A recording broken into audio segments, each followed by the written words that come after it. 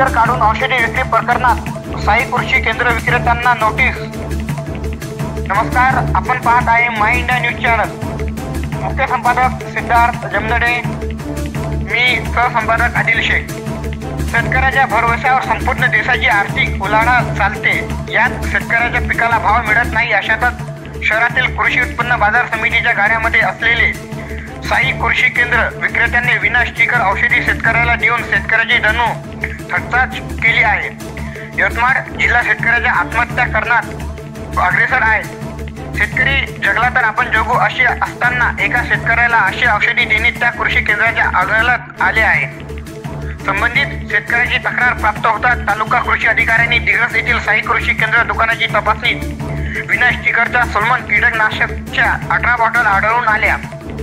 साई कृषी विक्रेत्यांना याबाबत नोटीस बजावली असून 7 दिवसात खुलासा मागितला आहे। त्यामुळे शिवा कृषी केंद्र चालकाचे ठावे दणाणले आहे। तालुक्यातील रामगाव येथील शेतकरी मंगल दुधराम राठोड यांनी साई कृषी केंद्र विक्रेत्याकडून सलमान कीटकनाशक औषधीच्या बॉटलवर कंपनीची स्टिकर नसल्याने तसेच कंपनीचे नाव सर्च केल्यामुळे औषधी डुप्लिकेट असल्याचा संशय आला आणि तालुका कृषी कार्यालयाकडे लिखित तक्रार केली। कृषी विभागाच्या अधिकाऱ्यांनी साई कृषी केंद्राची तपासणीमध्ये सोलमनच्या 18 विना स्टिकर आढळून आल्या।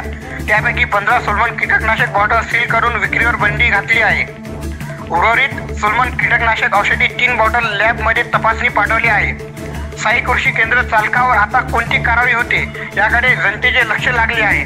यावेळी तालुका कृषी अधिकारी धनुडे, गुणनियंत्रण निरीक्षण साक्षी आडे, कृषी सहाय्यक अधिकारी RP राठोड उपस्थित होते।